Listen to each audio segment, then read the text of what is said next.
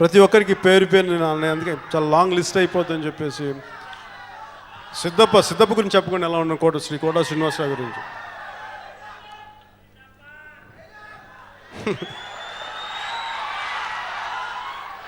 కోట గారికి మనస్ఫూర్తిగా మీతో చేయడం నాకు చాలా ఆనందం కలిగించేసి. అంటే ఎందుకంటే నేను మీ నటన గురించి చెప్పడానికి నా అనుభవం కానీ నా వయసు కానీ సరిపోదు సార్, నేను మిమ్మల్ని అనుకోలేదు.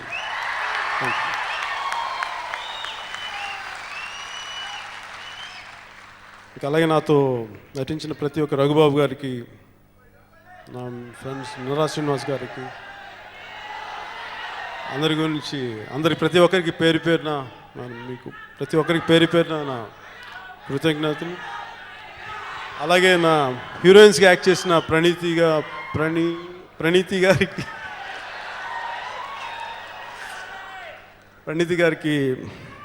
you did a wonderful job. I truly enjoyed working with you.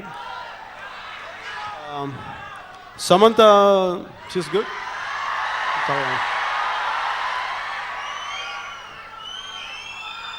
అంటే నేను చూసిన హీరోయిన్స్లో ముఖ్యంగా సమంత కూడా చాలా బాగా తెలుగు పట్ల చాలా గౌరవం చూపించి తన భాషను నేర్చుకొని, తన డైలాగ్ని తెలుగులో బాగా నేర్చుకొని, త్రివిక్రమ్ గారు చెప్పింది ఎగ్జాక్ట్గా అర్థం చేసుకొని చాలా చక్కగా ఇన్వాల్వ్ చాలా బాగా చేసింది.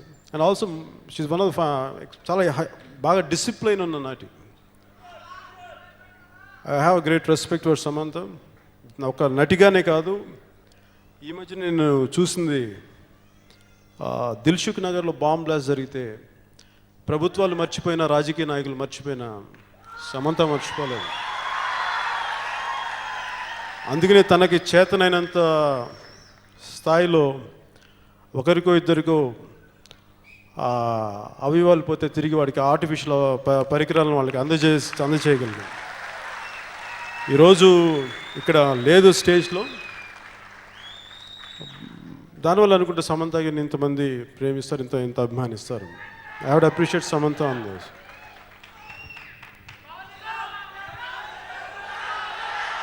నాకు అది తెలీదు పవనిజం అంటే, అది నాకు మీరే నాకు పవనిజం, నాకు అంతమించి నాకు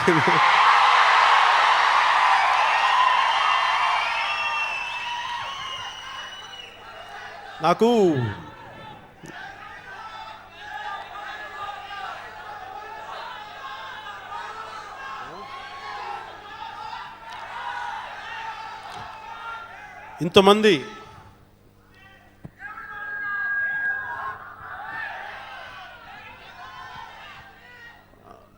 పవనిజానికి అర్థం ఏంటో నాకు తెలియదు, కానీ నేను నమ్మేది ఏంటంటే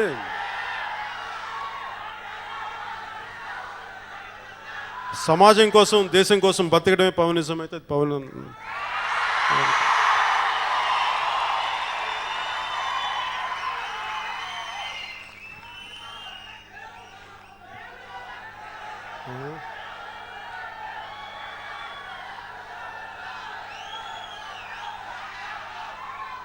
అసలు నేను మొదటినంటే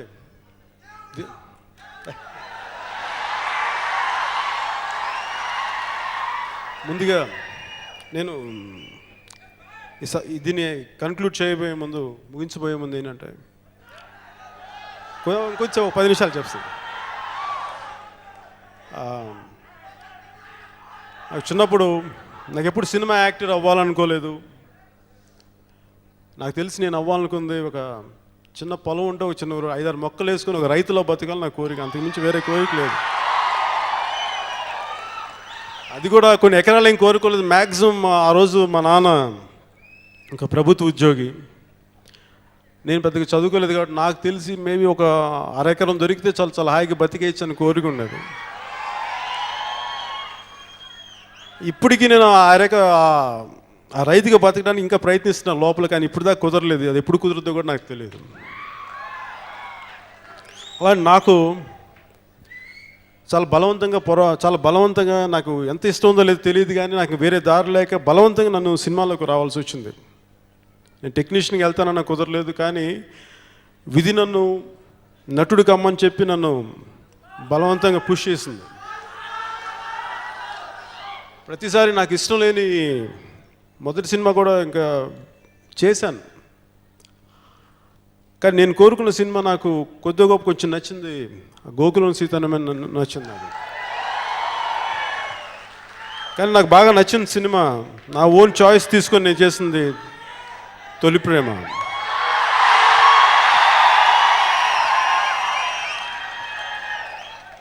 తొలి ప్రేమ ఎక్కడో మనందరం మన జీవితాల నుంచి పుట్టిన కథ, చాలా చిన్న కథ.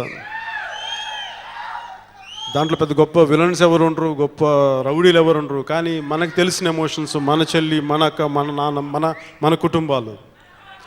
అలాంటి సినిమా తర్వాత మళ్ళీ నాకు ఎన్ని సినిమాలు వచ్చినా కానీ అలా గుండెలకు హత్తుకుపోయే సినిమా ఒకటి వస్తే చాలా బాగుంటుందని కొన్ని సంవత్సరాల నుంచి తపన.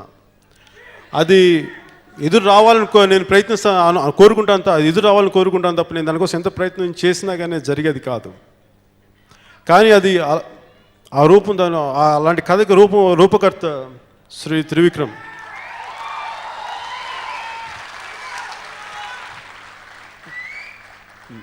నేను త్రివిక్రమ్ గారు అసలు కలిసిన విధానం అసలు గొప్పగా లేదు. ఆయన కథ చెప్తుంటే నేను నిద్రపోయేవాడిని. నాకు ఎప్పుడు అదేంటో మరి, ఎవరు కథ చెప్పినా చాలా అలర్ట్గా ఉంటాను, మరి ఆయన కథ చెప్తే నాకు ఎందుకు నిద్ర వచ్చింది, ఈ రోజుకి నాకు ఆశ్చర్యంగా ఉంటుంది. కానీ ఆయన పట్టుబిడని విక్రమార్కుల్లాగా ఎలాగైనా అంత సినిమా చేయాలని చెప్పి ఆయన వెంటపడి నన్ను వేధించి జల్సా స్క్రిప్ట్ అవుతూ వచ్చారు, జల్సా చేశారు. ఆ తర్వాత నుంచి మా ఇద్దరికి మా భావజాలం ఒకటే అవ్వటం వల్ల, అంటే మా ఇద్దరికి భావజాలం ఎలా ఉంటుందంటే ఏదైనా సరే సర్దుకుపోయే మనస్తత్వం. ఎన్ని సమస్యలు వచ్చినా, ఎన్ని గొడవలు వచ్చినా సాధ్యమైనంత మేరకు, కుదిరినంత మేరకు సర్దుకుపోతూ ఉంటాం.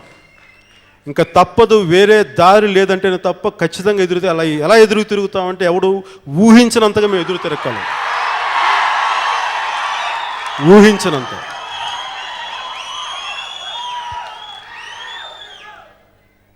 మాకు మనుషుల పట్ల, మమతల పట్ల, సంబంధాలు, మానవ సంబంధాల పట్ల మాకు చాలా ఇష్టం. మాకు సమాజం అంటే చాలా గౌరవం ఉంది. కుటుంబాలు, బంధుత్వాలు ఇలా ఉండాలి, బంధాలు ఇలా ఉండాలి మేము మాట్లాడుకుంటూ ఉండగా ఇలాంటి కథ వస్తే బాగుంటుంది అనుకుంటే ఆయన ఒకరోజు ఈ ఐడియా చెప్పారు. ఎంతసేపు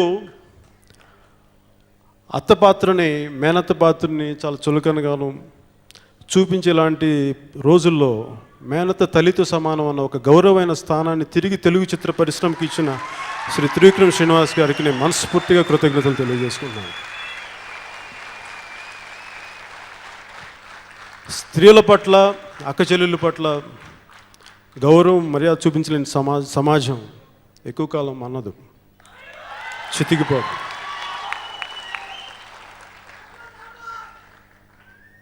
అలాంటి ఐడియాలజీతోటి ఈ సినిమాని చేసి ప్రతి ఒక్కరికి ఆనందం కలిగించిన నా మిత్రుడు, నా నేస్తం, నా ఆత్మీయుడు శ్రీ త్రివిక్రమ్ శ్రీనివాస్ గారికి మనస్ఫూర్తిగా నా కృతజ్ఞతలు తెలియజేసుకున్నాను.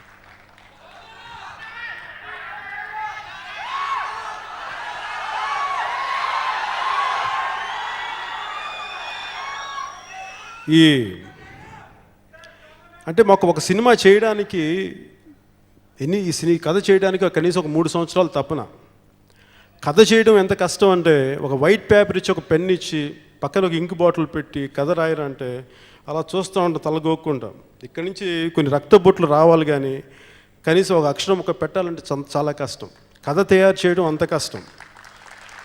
ఎందుకంటే నేను కూడా స్క్రీన్ ప్లే రాయడానికి ప్రయత్నించాను, కథ చేయడానికి ప్రయత్నించాను. దానికి ఎంత కష్టమో నాకు తెలుసు. మనందరం కథలు ఎందుకు ఎత్తుకుంటామంటే, మన జీవితంలో కొన్ని సమస్యలు ఉంటాయి. అసలు మనం ఎవరు, మన ఎందుకు, మన రోజువారీ జరిగే మన సమస్యలను మనం ఎలా పరిష్కరించుకోగలమని మనం నిరంతరం మన లోపల ఉండేది వెతుకుతూ ఉంటుంది. అవన్నిటినీ కథల రూపంలోను, సినిమాల రూపంలోను, పుస్తకాల రూపంలో వెతుకుంటూ ఉంటాం ఆ సమాధానాలు. మీరు ఎలా వెతుకుతారు, సినిమాలకి వెళ్ళి మీరు ఆ సమాధానాలు ఎలా వెతుకుతారో ఆనందం కోసం, వీటి కోసం మేము కూడా ఒక నటుడిగా కానీ, నేను కానీ, ఒక రచయితగా, దర్శకుడిగా ఆయన కానీ మేము వెతుకుతూ ఉంటాం. ఈ కథలో ఏం చెప్తే మనకి సమాధానాలు దొరుకుతాయని. అలాంటి సమాధానాలు వెతికి, అలాంటి ప్రశ్నల కోసం మేము వెతుక్కుంటూ సమాధానాలు దొరికిన స్క్రిప్టే మాకు అత్తారింటికి దారేది.